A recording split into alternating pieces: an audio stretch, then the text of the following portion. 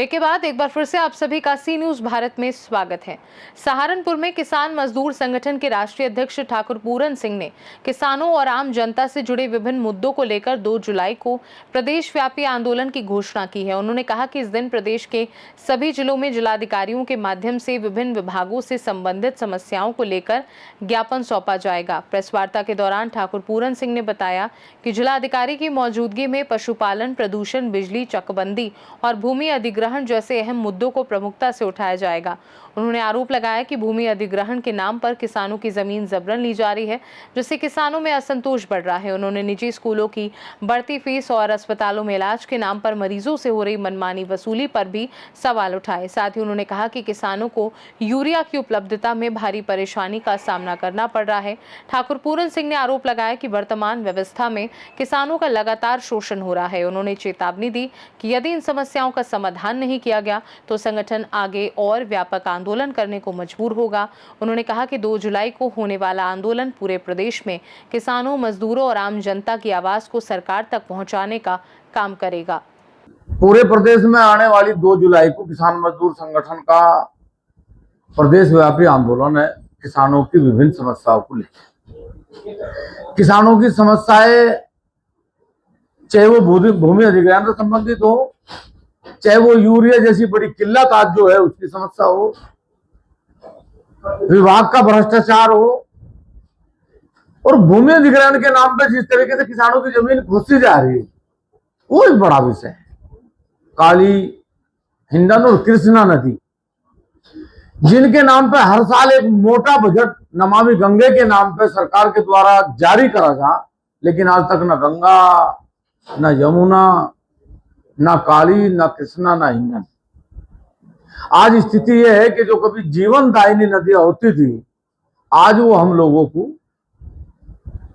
Cancer जैसी घातक बीमारियां दी। बार बार आंदोलन हो, पत्रकारों ने न जाने कितनी बार जाके वीडियो बनाई, डाली, सिमलाने जैसे गांव पे पूरी फिल्म बनाई गई, लेकिन आज तक भी सरकार की आंख नहीं खुली।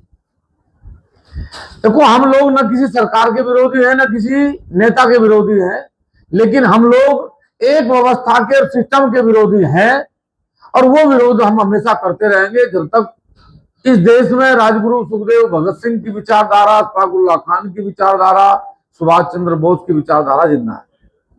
सरकारों को समझ लेना चाहिए कि जो लोकतंत्र की बहाली के लिए हम लोग वोट करें, तो लोकतंत्र को मजबूत करने के लिए आंदोलन भी हम लोग करें, लेकिन यदि सरकारें हमारी बात नहीं सुनेंगी तो आने वाले सभी व्यवस्थाओं में सरकार को नुकसान उठाना पड़ेगा। कई नदियों का आपने जिक्र किया, लेकिन एक ऐसी प्राचीन धरोहर है हमारे साथ, पावगौरी नदी, उसको अगर हम देखें तो आप देखें तो हो चुकी है और कितना गंदगी है। देखो, नदियों का आज अस्तित्व नहीं है, चाहे वो डमोला हो, पावधोई, चाहे वो हिंडन हो।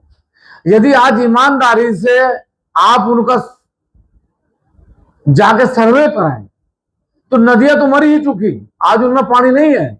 आज उनमें सिर्फ सीवरों का पानी है, आज उनमें गंदी नालों का पानी है, फैक्ट्रियों का केमिकल है, जो जमीन और नदी को नहीं बल्कि किसान और फसलों को भी कैंसर दे। क्या सरकार हर वर्ष 5-5 हजार करोड़ रुपए का बजट सरकार में नमामि गंगे के नाम पे जारी हो गए? ये नदी अभी नमामि गंगे के प्रोजेक्ट में ही है, लेकिन उसके बावजूद भी आज तक कोई समाधान नहीं हुआ। भूमि अधिग्रहण के नाम पे जिस तरीके से 11 गांव सदर के और 2 गांव ऊन ब्लॉक के, जिनमें जमीन की रजिस्ट्री बंद करवा दी गई, सरकार ये तो बतावे कि जमीन उद्योगपति ले रही कि सरकार ले रही, और यदि सरकार ले रही तो सरकार करना क्या चाहती है? औद्योगिक गलियारा यदि बना जा रहा तो उसे उद्योगपति बनाओगे कि सरकार बनाओगी? और यदि उसे उद्योगपति बना रहे तो उद्योगपति किसानों के साथ डायरेक्ट बात क्यों नहीं करते? क्या सरकार को अपनी भूमि का मूल्य तय करने का अधिकार नहीं है? तो क्या कारण है कि सर्किल के 4 गुना मुआवजे के नाम पे जिस तरीके से जमीन को छीना जा रहा, कब तक 4 गुना मुआवजा पर रहता रहेगा? जमीन का रेट 2 लाख रुपए बिका था जब भी सर्किल रेट, और आज जमीन का रेट 1 करोड़ रुपए बिघा हो गया। आज भी आप 4 गुना मुआवजा देखो तो 12 लाख, 15 लाख, 20 लाख रुपए दे रहे किसानों को। तो ये जमीन भूमि अधिग्रहण के नाम पे जो छीनी जा रही, ये सरासर गलत है। इन्हीं सब मुद्दों को लेके, चाहे वो लिंक मार्कों का मुद्दा हो, चाहे महंगे टोल का मुद्दा हो। और मैं टोल के बारे में आप लोगों की इस वार्ता में ये भी सुनिश्चित करूं कि सरकार ये भी बतावे कि जब वो बड़े हरे बोर्ड पर लिखती है कि यहाँ किसे फ्री निकलना है, किसके लिए टोल फ्री है, किस वाहन का कितना टोल है, तो एक बड़ा बोर्ड ये भी लगा हुआ है सरकार के ये टोल कितने दिन तक है, इस रोड की कितनी लागत है और ये लागत कितने दिन में टोल के द्वारा वसूली जाएगी, इतने वर्षों के बाद ये टोल पूर्ण रूप से फ्री हो जाएगा, जनता को सपोर्ट कर दिया जाएगा। चाहे वो सिवाया टोल हो, सन 2026 में समाप्त होने की चर्चा रही, लेकिन वो आज तक बंद नहीं है। अवैध रूप से जो टोल का नाम लेकर उगाई करी जा रही सब लोगों से, वो पूर्ण रूप से सरासर गलत है।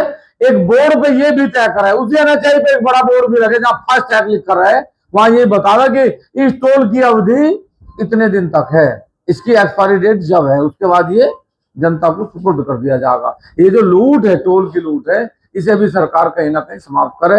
ये सिर्फ वैसे तो नियम के अनुसार तो टोल सिर्फ माल वाहक वाहन से ही लेना चाहिए, प्राइवेट किसी भी व्यक्ति से टोल का कोई आधार नहीं बनता। इन्हीं सब मुद्दों को लेके किसान मजदूर संगठन आदरणीय जिलाध्यक्ष अजय सिंह जी और हमारे सभी कार्यकर्ता जो भी जनपद में है, उन सबके नेतृत्व में ये आंदोलन 2 जुलाई को होगा। सभी लोग बलियाखेड़ी ब्लॉक में इकट्ठा होंगे और वहां सब अपने वाहन खड़े करके हम लोग पैदल कमिश्नर साहब के यहाँ से होते हुए डीएम के यहाँ जाएंगे। लेकिन इसमें एक निश्चित बात यह है कि संबंधित बिजली के, प्रदूषण के, जल जीवन मिशन के, बिजली विभाग से संबंधित अधिकारी, एडीएम, डीएम साहब, सुरक्षा से संबंधित अधिकारी वहां सब मौजूद रहेंगे। और यदि उस दिन हमारी बात का समाधान नहीं हुआ तो फिर हम लोग कमिश्नरी पर आके निश्चितकालीन धरना चलाएंगे जब तक हमारी सभी समस्याओं का समाधान नहीं। सहारनपुर से सी न्यूज़ संवाददाता शाकिर के साथ सलमान अली की रिपोर्ट। फिलहाल किसान मजदूर संगठन ने 2 जुलाई को प्रदेश व्यापी आंदोलन का ऐलान कर दिया है। संगठन ने चेतावनी दी है कि अगर समस्याओं का समाधान नहीं हुआ तो आंदोलन और तेज किया जाएगा। अब देखना होगा कि सरकार इस पर क्या प्रतिक्रिया देती है। खास रिपोर्ट में फिलहाल के लिए इतना ही। देश दुनिया की बाकी खबरों को जानने के लिए देखते रहिए सी न्यूज़ भारत।